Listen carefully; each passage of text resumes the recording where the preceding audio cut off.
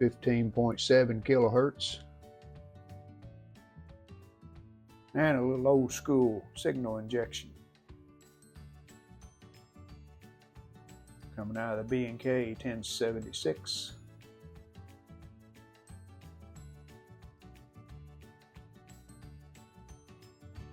Welcome back to part 2, 1949 Crosley TV restore.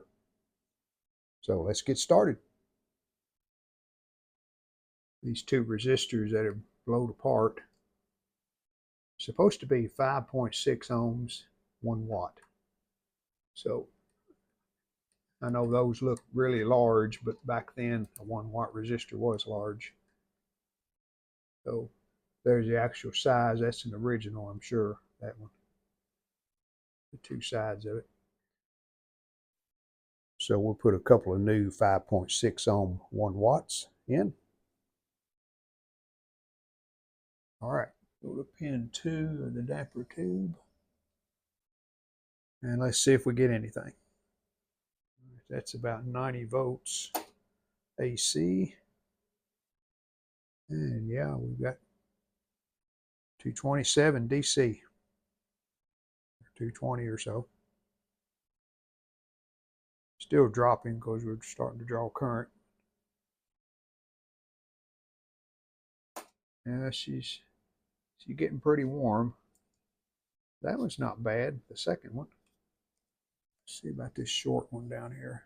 No, it's not bad. They're a little warm, but not like this one. Measuring right here, we should have probably 275 or so. And we'll go through that choke, so 250, 275. I do have the horizontal output tube, the cap of it, unhooked. And we're up to 245 there, and that's at 100, a little over 100 volts. So those rectifier tubes are working. Well, I'm gonna hook a speaker up. I'm not really expecting anything, but someone had already stripped them back. So I believe it's been worked on before. I would think so. All right, let's see if we hear anything out of the speaker. Well, we're not tuning anything because that tuner's not working correctly. That shaft loose. But we are getting some static as we try to get it to tune. We'll put the lead back on the cap of the output tube. I don't expect anything to happen, but who knows? I do expect this DC voltage to go down some with that output trying to do something. Yeah, it's pulling her down.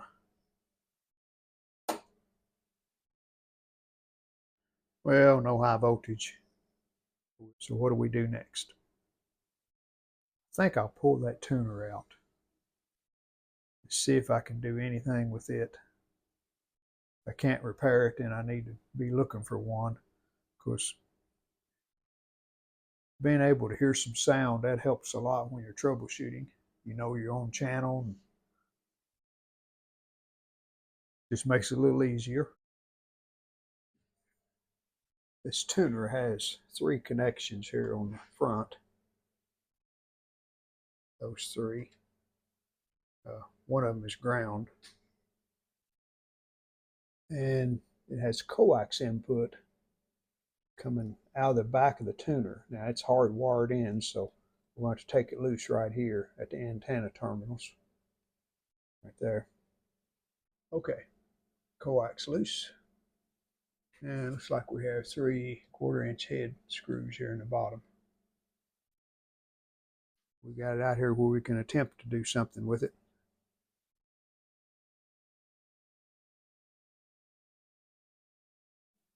Pretty much besides that, we got a bunch of broken ceramic,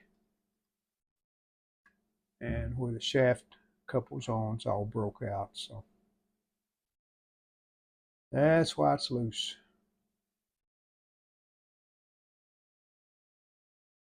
Well, I decided to start off this morning by just shotgunning these paper caps. See all the yellow caps here in the horizontal deflection circuit. Well, changing the paper caps made no difference in the horizontal deflection. We still have no high voltage. So I began tackling these electrolytic caps. I've already replaced the first two there at the top of the chassis using terminal strips and 4 capacitors, 2 in each one. Voltages are all correct, so we're good on that. These 2 wires are going to the filaments of the damper tubes, and I have them out of circuit to protect them because I don't want to knock out a couple of damper tubes. And I'm using a solid state rectifier. I also have a resistor to pull the voltage down. So I have one more to do. It's a 4-section, that one there, so that's going to be a challenge.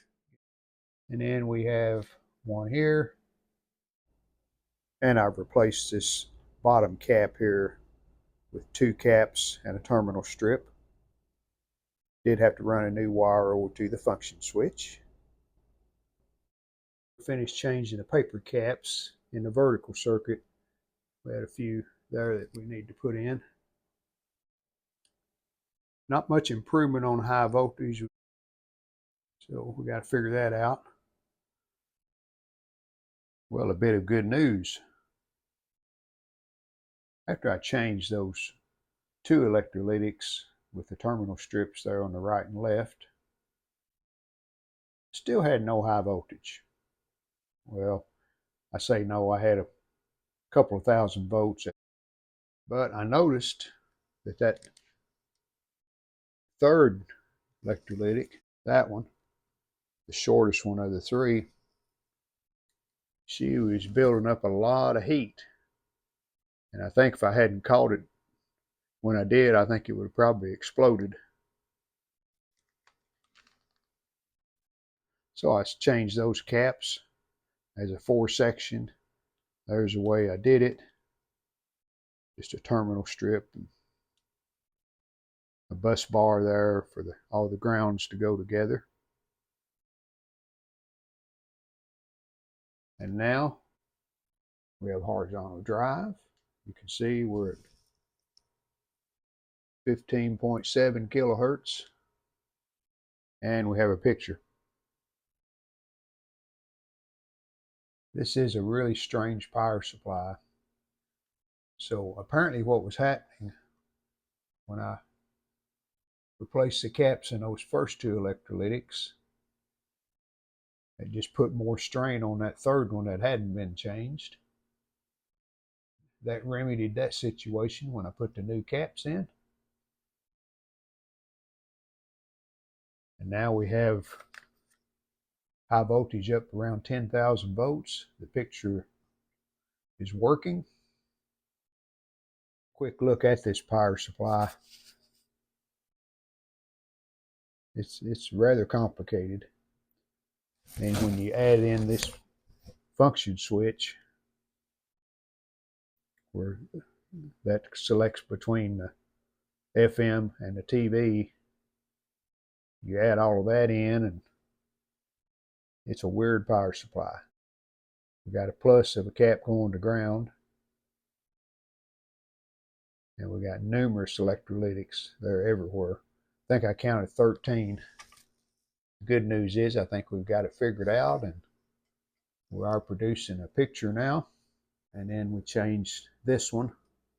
I've just clipped it loose. I'm going to remove that case, and it's right here. Just put it across the 2 terminals where that was connected. A lot of times, probably over 50% of the time, on these old sets, you can do a slow power up, and usually the electrolytics will work well enough that you can start changing paper caps and get the set somewhat working. But not on this one. If I'd known what I know now, I would have changed the electrolytics first and then went after the paper caps. But just a strange power supply. If them electrolytics aren't working correctly, then you got problems. And if you remember, even when we did the initial power up, that third electrolytic, that little short one, the four section right here, it wasn't even getting warm. It was just no excess heat. It was pretty much normal. But once I replaced all the caps in those first two,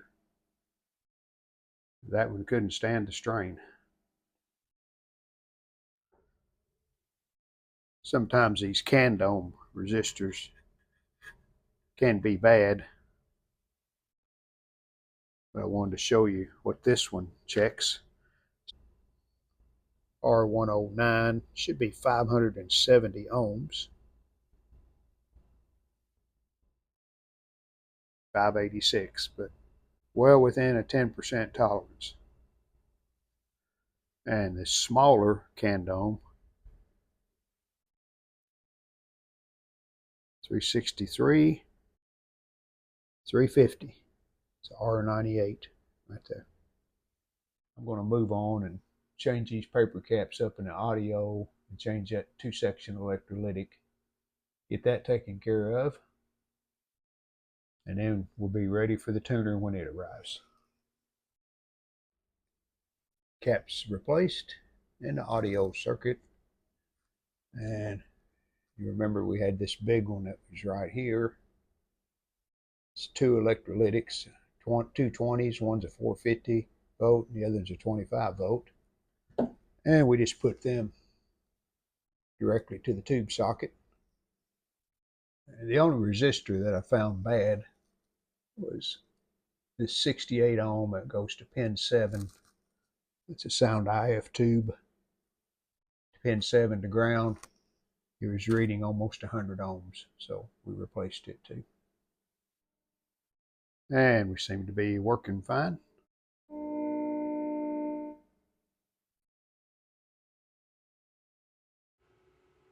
Did replace a couple of plate resistors in the IF circuit, and I removed the shield to have better access to it. But that's all I found in it. That and one paper cap. So let's get this shield put back. You remember this cap right here that was on the edge of the chassis was loose. The phenolic was broken. Here was my solution so we could put the cardboard cover back on and this be tight. I just trimmed the lower part of the cap like I was going to restuff it. Just use the very lower section that sleeve pushes down on, and we twisted out the terminals where they wouldn't be in the way. And I just bent over the lugs and soldered them to the chassis. So now the cap's tight. We got the sleeve back on it, and it looks original. And because these two caps and this one at the bottom were not cut apart, so your original caps are still inside the cases, I just broke the terminals off the bottom and put some silicone to seal that up. We don't want some of that old material leaking out. Probably wouldn't with no voltage on it, nothing to make it leak, but you never know. And then this one, that's just the bottom section of it. All the old original cap was removed, but I just siliconed that, kind of make it match the rest of them. I couldn't resist putting the old 10 BP4 back in, just to see how weak it is. While it's not the best, hopefully we can get a little bit more life out of this tube. I can resort to that brightener or rejuvenation. Well, here's our old parts so far. We have 26 paper caps. Now these are electrolytics, but you add these to the ones that's on the chassis that we've already replaced. We have 13 electrolytics, 8 resistors, and 2 tubes. 49 parts so far.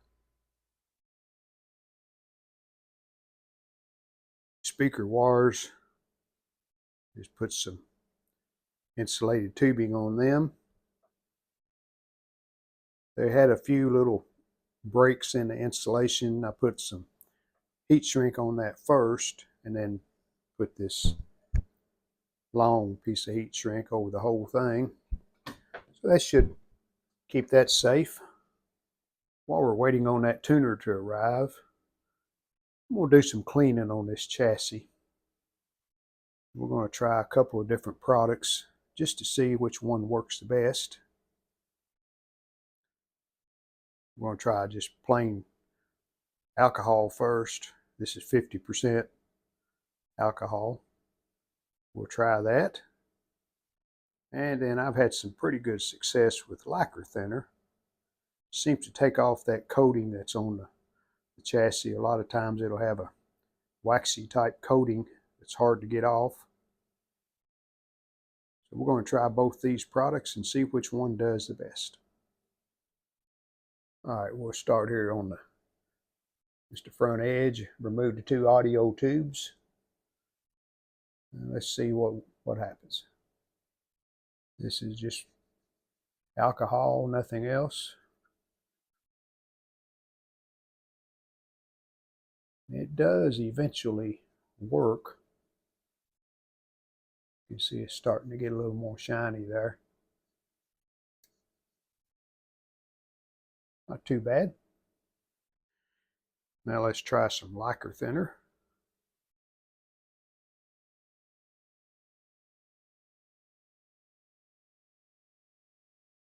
Let's go back to the alcohol.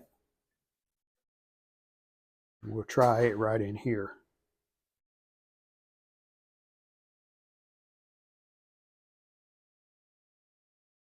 This is an old Q-tip. It's got a lot of dirt already on it, but it should still give us an idea which one's the best.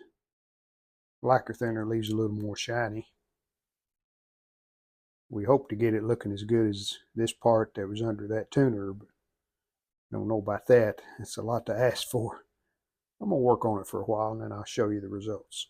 I'm cleaning first with the alcohol. Does an okay job. It doesn't get a lot of these dark spots out.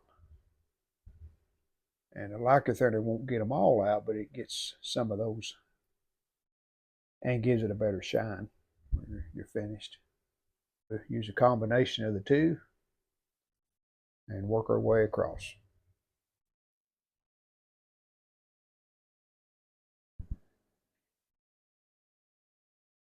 Well, that looks a lot better.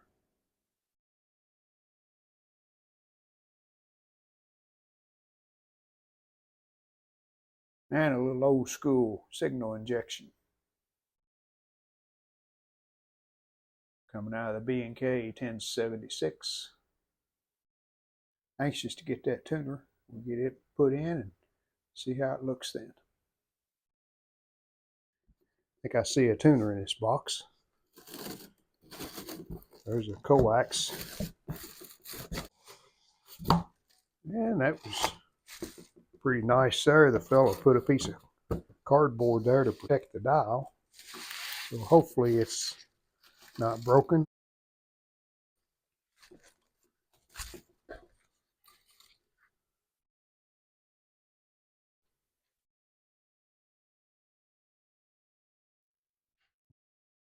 Well, it even has the same dial.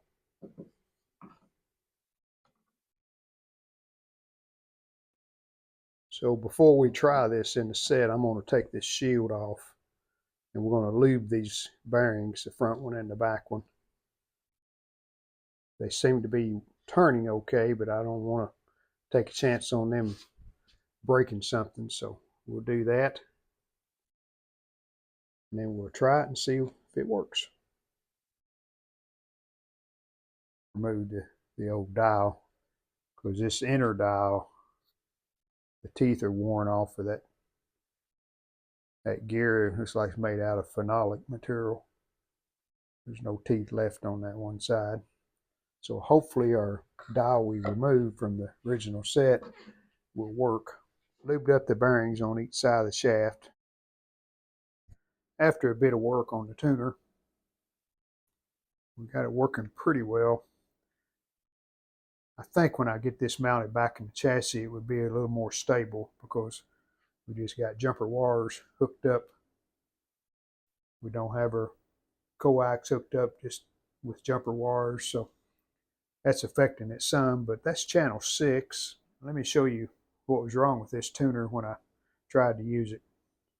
This is the old broken tuner, but I can show you on it what was wrong with the other one. This is IF out, just a wire goes out the shield, a hole in the shield, and hooks up to the IF circuit on the TV. There was a hole there in the shield, but no wire. And so I took the shield off, and they had the IF wire, which attaches right there on that tube socket. They had it soldered to this resistor. So I don't know what was going on there. It kind of worried me when I seen that. I thought, oh boy, somebody's been monkeying around with this tuner. It may never work.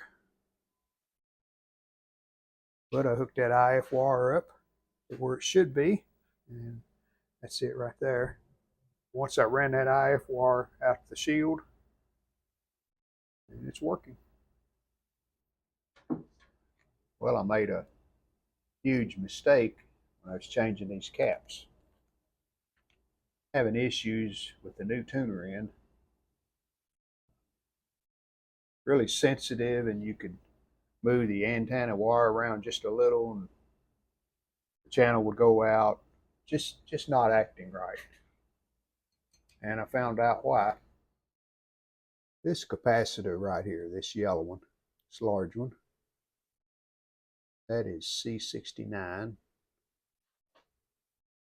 And when I changed it, I made a mistake. This lead is on the right terminal. That was correct. But the opposite lead, I had it attached to the, I call it hot ground. It's the ground that goes to the electrolytics that is not attached to the chassis. I've moved it now, so it's in the correct position. Connects to a 3300 ohm resistor, which is right there. So let me show you on the schematic what I'm talking about. There's C69. And this end was attached correctly. Goes over to this transformer, the vertical oscillator circuit, and to that 0.25 cap to feed the output tube. But this end, instead of having it attached to that 3300 ohm resistor, I had it basically down here on the minus lead of these two caps and several caps. That's a minus ground. So what that was doing, that was introducing potential between here and down here and causing all kinds of problems, really not in the vertical circuit, but more so back in the IFs. And I noticed that initially when I would inject signal, I could get really good signal here on the third IF, but as the further back I went, the weaker it got, and I could get nothing here where the tuner connects. I could get nothing. Having that cap installed wrong, it was just wreaking havoc with the signal circuit. The tuner would work, but it just wasn't as sharp, didn't have as much gain as I thought it should have had, because this circuit here was really not working correctly. So anyway, one of the mistakes that I make, but that was a big one there. A lot of times I don't show my mistakes, but believe me, I make them just like everyone else does. So glad to get that straightened out. Now we have a stable picture, and I'm happy with that. We do have to make some adjustments on the height, linearity, the horizontal, because I've been turning on all of them trying to make things better, and when it wasn't helping any. I'm going to let it play, Make sure it works okay for an hour or so. Let's put these dials on the front and see if they line up correctly. Now, well, I don't have a choice on this dial, because that's the one with the good phenolic gear on the back. This other one, I have the front dial. I think I'm going to use this one. It cleaned up better.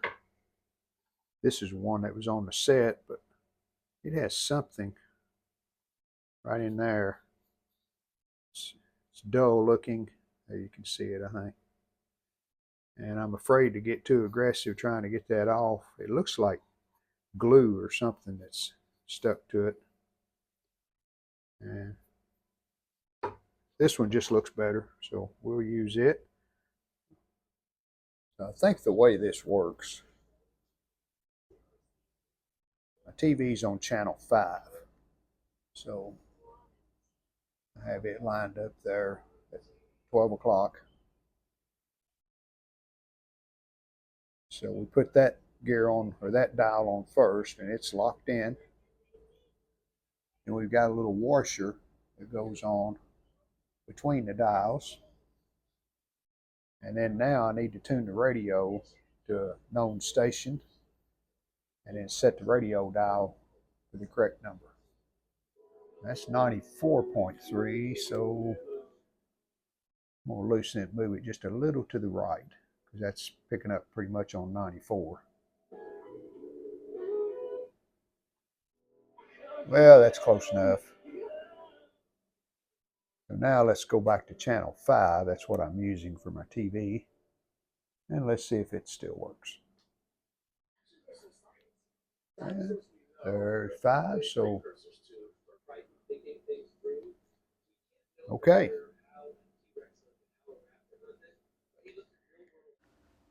Well, that'll do it for part 2 of the 1949 Crosley 9-424B. See you in part 3 when we continue the restoration. Thanks for watching. We hope you've enjoyed the video. And if you did, how about giving us a like and subscribe to our channel? Thanks.